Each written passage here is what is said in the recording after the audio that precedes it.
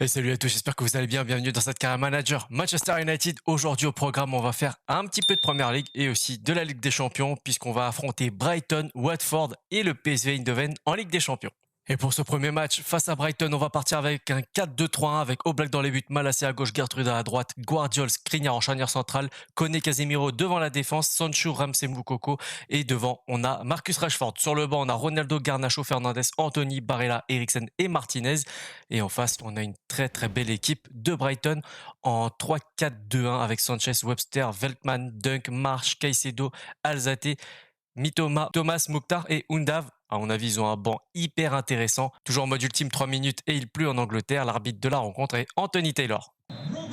Alors, on est parti face à Brighton à de Amex Stadium.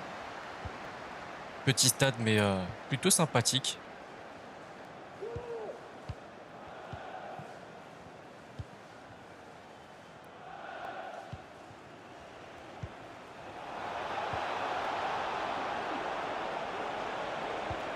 Ah, dommage. Allez, on lâche pas. Et oui, ouverture du score dès la 6e minute de jeu. Alors, Ramsey qui essaie de la faire à Rashford, sauf que intervention de la défense et derrière Moukoko, idéalement placé pour la mettre à contre-pied du gardien de Brighton.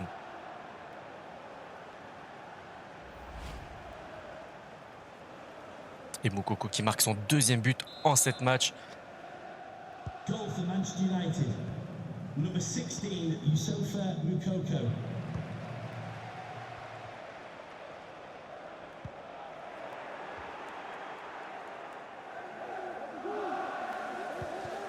Et Brighton qui l'année prochaine jouera l'Europa League. Première fois de son histoire. Et clairement, on peut pas nier l'implication et l'importance de De Zerbi, son entraîneur.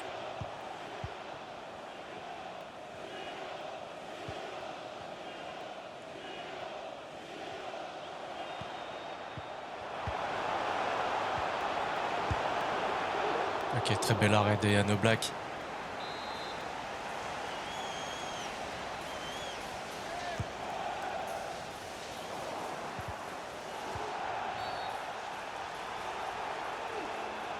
Là, ça donne un coup franc assez dangereux.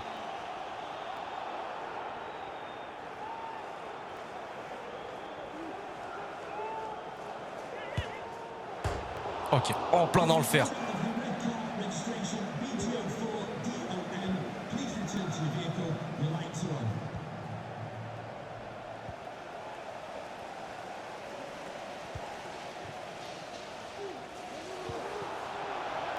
C'est très très bien fait ça. Et la frappe de Jacob Ramsey qui file au fond des filets. Une lourde frappe. C'est vrai que défensivement, ils sont pas au top. Ils ont beaucoup d'espace derrière. Et ça profite à nos joueurs. Et c'est tant mieux.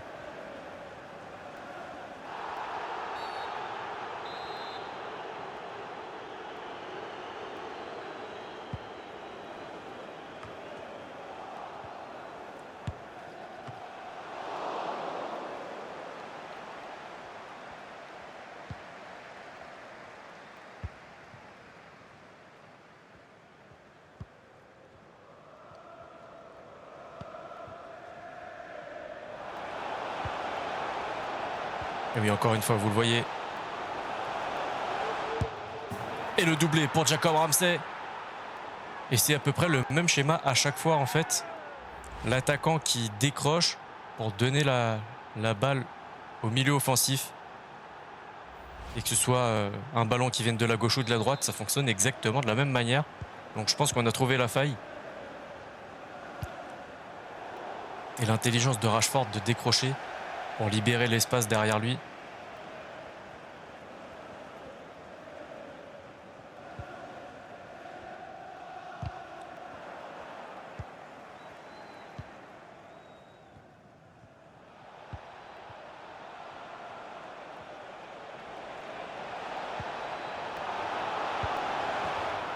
Allez, ça déroule 4-0 avant la 40e minute de jeu.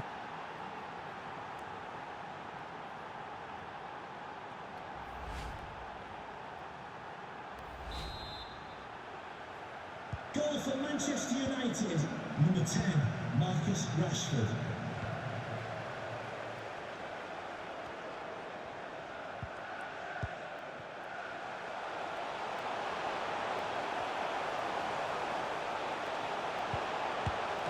Ah, c'est bien, on leur donne rien.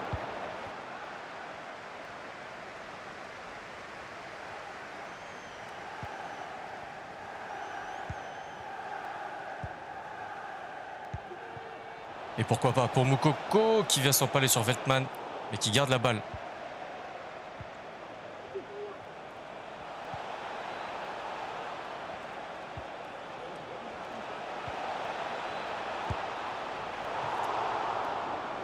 Allez, on fait un arrêt. Et on est déjà à la 50e, monsieur l'arbitre. Il s'agirait de siffler à un moment donné.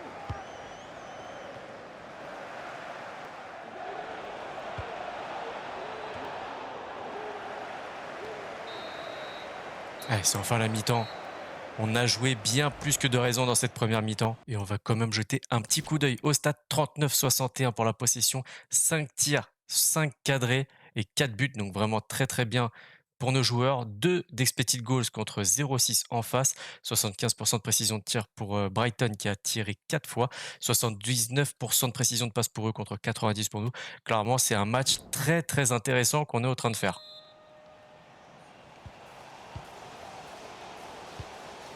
Tiens, d'ailleurs, à la prochaine sortie de balle, on va faire rentrer Garnacho, je pense.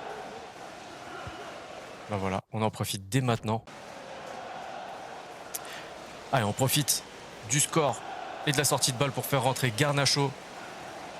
Histoire qu'ils prennent du temps de jeu dans ce match plutôt maîtrisé.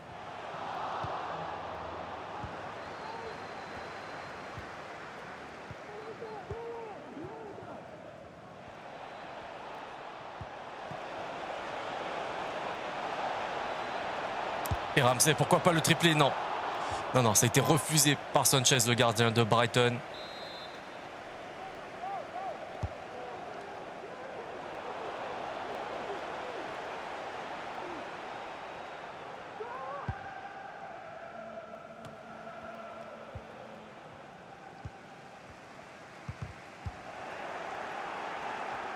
Ouais, c'est pas mal ça, c'est dommage, ça a été poussé un petit peu trop loin.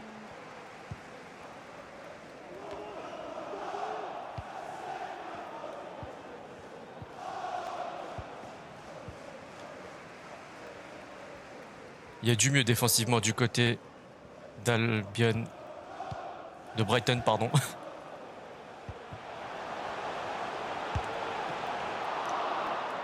Défensivement, il y a du mieux. Après, il ne faut pas leur laisser le moindre espace non plus. Hein.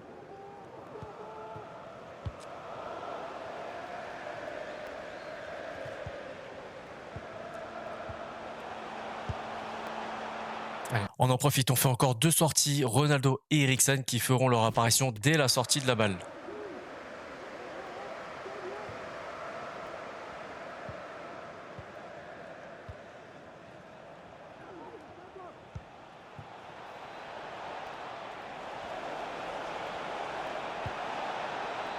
Ouais, bien joué ça.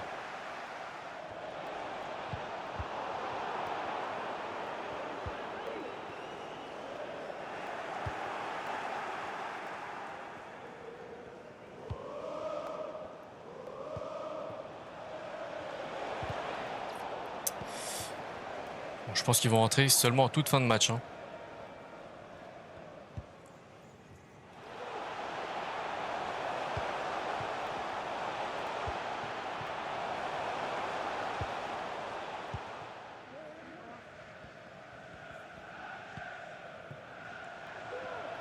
Allez, Garnacho.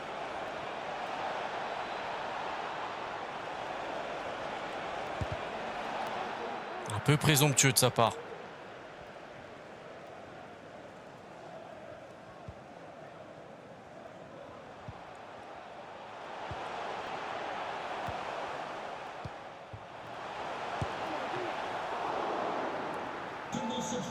Allez, comme je vous disais, ça sera fait qu'en toute fin de match seulement. Number 10, Marcus Rashford. And number 18, Casemiro. To be replaced by number 7, Cristiano Ronaldo. And number 14, Christian Eriksen.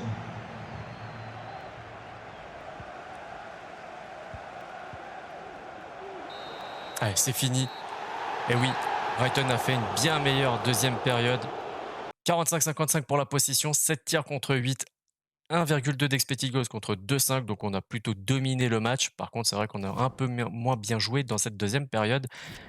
Ou plutôt, est-ce que c'est pas Brighton qui a beaucoup mieux joué? Pour les flops, on a leur gardien Sanchez qui prend un 5-3, Webster et Mitoma avec un 5-9, Chaparenko et March avec la note de 6.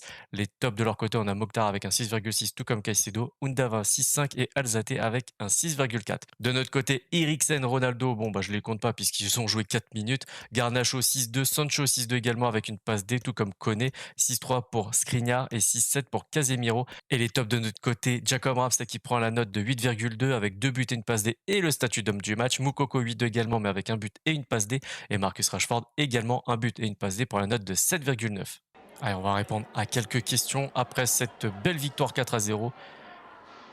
Avec 2 buts et une victoire, Ramsey a été le héros du match. Quel est votre sentiment? Ouais, il a profité de cette belle prestation. Donc c'est un match impressionnant de la part de Jacob, mais le reste de l'équipe n'y est pas pour rien non plus. L'adversaire n'est clairement pas à votre niveau en marquant 4 buts, vous l'avez prouvé. Avez-vous un conseil à lui donner? Non, pas du tout. Ils ont très très bon entraîneur, De Zerbi en vrai, donc non, pas de conseil. Mais qu'il continue ainsi à travailler et à faire du mieux possible. Quoi, vous parlez de ce t-shirt? Non, vous inquiétez pas, c'est juste que le match précédent, c'était hier pour moi et qu'aujourd'hui, bah, on est aujourd'hui. Du coup, bah, entre-temps, j'ai changé de t-shirt, tout simplement. Allez, trêve de blabla. On a Youssoufa Moukoko qui vient nous voir. J'étais plutôt en bonne forme récemment et je me sens bien, alors j'espère que vous n'allez pas me mettre sur le banc pour le prochain match face à Watford. Bah, j'y songerai. J'y songerai, c'est vrai que tu peux participer à ce match sans aucun problème. Allez, pour ce match, on va partir avec un 4-3-3 avec Oblak dans les buts, Capi à gauche, Gertrude à droite, Martinez et Kilman en charnière centrale, Barella, Koné au milieu de terrain et ensuite on a Garnacho, Ramsey, Moukoko et on attaque Gonzalo Ramos. Sur le banc, vous le voyez, on a Ronaldo, Sancho, Fernandez, Anthony, Casemiro, Eriksen et Guardiol. Et en face, on a une équipe de Watford qui vient avec un 5-2-1-2 avec Bachmann, Truffert, Nicolaisen, Barreto, Sierralta, Ngakia, Grosseux, Kayembe, Bouyalski, Vitinha et Poussetto. Logiquement, ça devrait aller. Donc ce match-là, je vais vous le couper. On se retrouve juste après avec les buts, les notes et les stats. Bon, allez, c'est fini. Victoire 1-0. But sur penalty de Cristiano Ronaldo. Il faut le noter. J'estime qu'il y a eu beaucoup, mais vraiment beaucoup de déchets techniques. 54-46 pour la possession, 11 tirs et seulement 36% de tirs cadrés. C'est de ça dont je voulais parler. En face, 7 tirs, 71% de précision de tir. Expected goals à 1,7 pour Watford, 2,3 pour nous. 80% de précision de passe pour nous contre 81 pour Watford. Clairement, en termes de tir, on n'y a pas été du tout.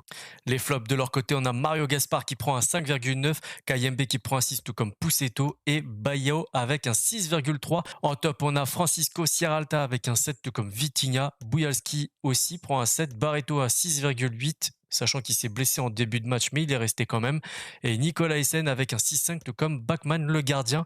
Le gardien, on va voir, il a subi 11 tirs, donc seulement 4 cadrés, il en a arrêté 3, 1 encaissé, c'est le penalty, 75% d'arrêt réussi, c'est assez incroyable. Et pour nous les flops, on a Koné avec un 5,7, Eriksen 5,9 et Jacob Ramsey qui en début de match était plutôt intéressant, mais après il s'est éteint, prend un 6 tout comme Casemiro, mais lui il a joué 11 minutes. Et en top, on a Gonzalo Ramos qui prend un 7,5 et le statut d'homme du match, il a tiré qu'une fois et il a complètement dévissé sa frappe.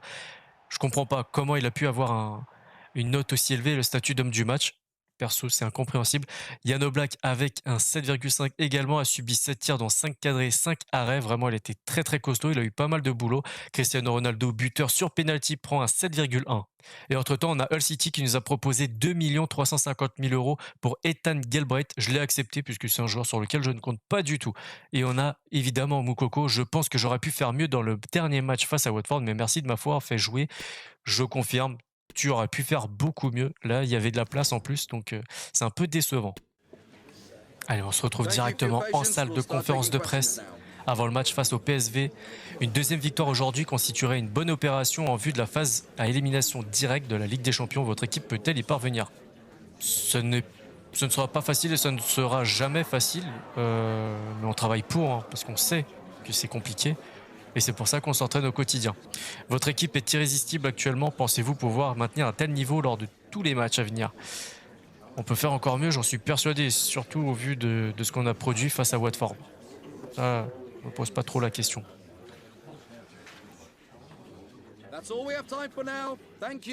Allez, pour ce match du classico-classique avec un 4-2-3-1, All Black dans les buts, Malacia à gauche, Dalot à droite, Guardiol, Skriniar en charnière centrale, Barella, Casemiro au milieu de terrain. Devant, on a Sancho, Fernandes et Anthony. Et on attaque Marcus Rashford sur le banc, Ramos, Garnacho, Ramsey, Moukoko, Koné, Eriksen et Martinez. Et en face, une équipe qui nous accueille en 4-3-3 avec Benitez, Opegaard, Baumgartl, Ramalho, Mwene, Sangaré, Virman, Gutiérrez, Gakpo, Madueke et De Jong. Du très très lourd en face donc défensivement il va falloir être très costaud. C'est parti, toujours en mode ultime, 3 minutes et cette fois-ci sous la pluie, c'est parti. À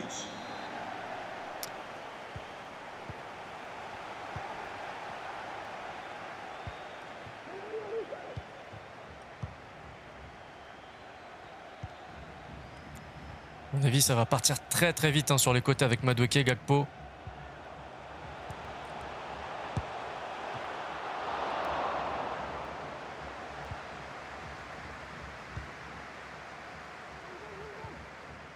Et De Jong qui vient pour récupérer la balle. Mettre une intensité assez impressionnante dès le début de cette rencontre. Et je vous cache pas que je déteste jouer en vert. Je sais pas pourquoi, j'y arrive pas. Je trouve que la distinction maillot, elle est pas terrible.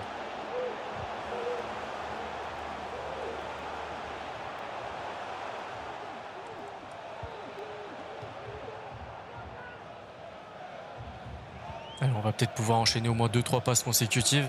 Ça ferait pas de mal.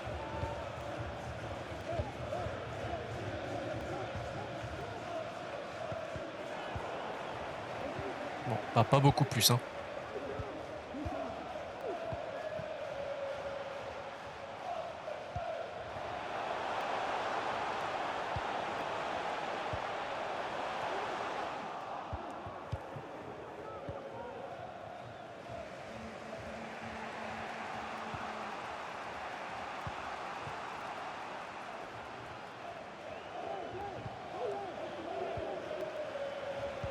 Ah dommage, c'est pas repris derrière.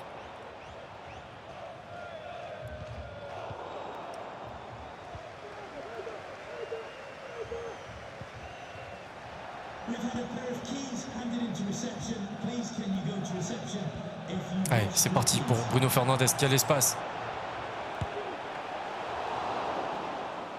Benitez qui fait l'arrêt qu'il faut.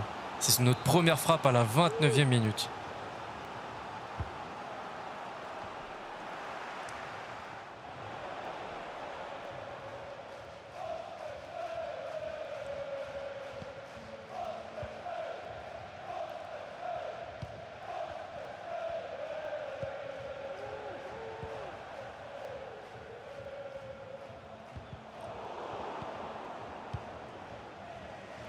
Et on se donne un peu d'air. On essaie d'organiser une attaque.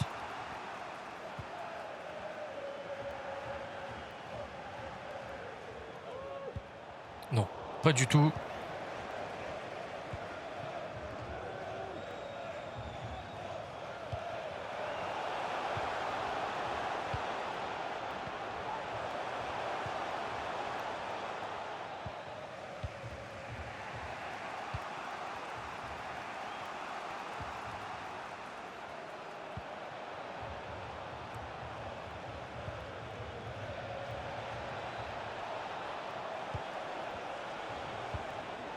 Allez, Marcus, non. C'est la mi-temps et on n'a rien produit d'intéressant. Heureusement, on n'a pas souffert en termes de but, mais défensivement, ils sont présents. Et en plus de ça, ils attaquent plutôt bien.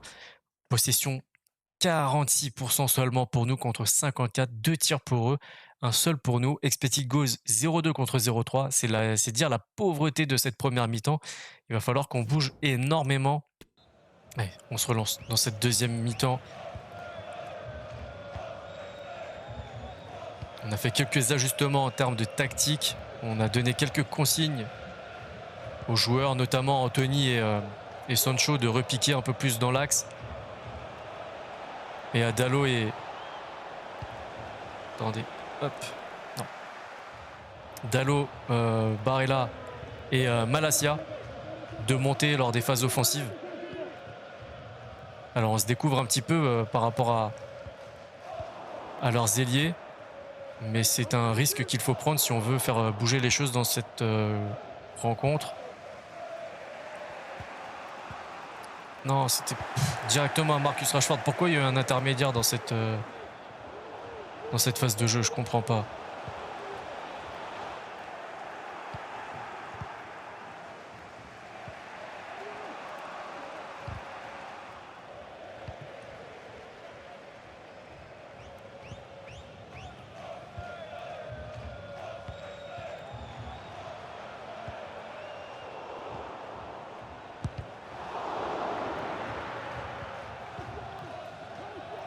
Voilà. Ah, dommage.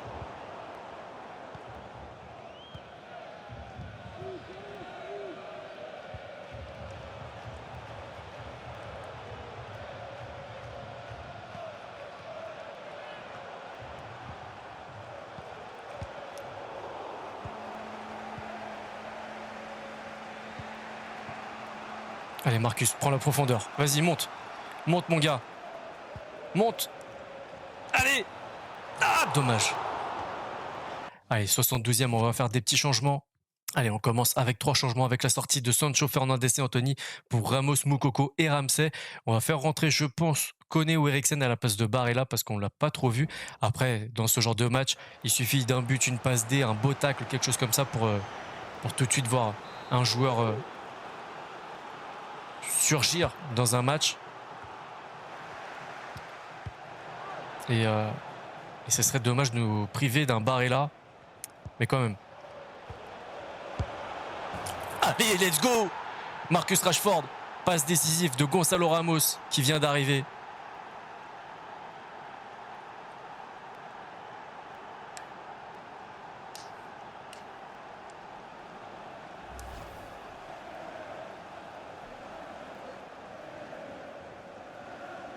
Et Ramos qui a parfaitement joué le coup. Dos à la défense. Et Marcus Rashford qui était prêt. J'ai hésité à le sortir en plus. J'ai décidé au dernier moment de le décaler à la place de Sancho. Et heureusement parce que peut-être que Sancho ne l'aurait pas marqué lui, on ne sait pas.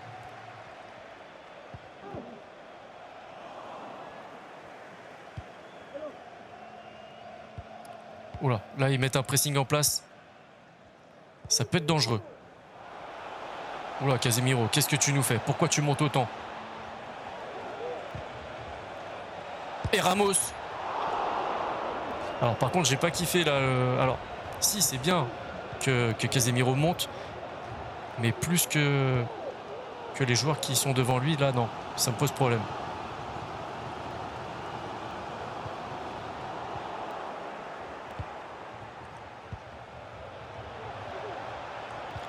Ouais, c'est pas mal. Dommage, c'est pas forcément dans la course.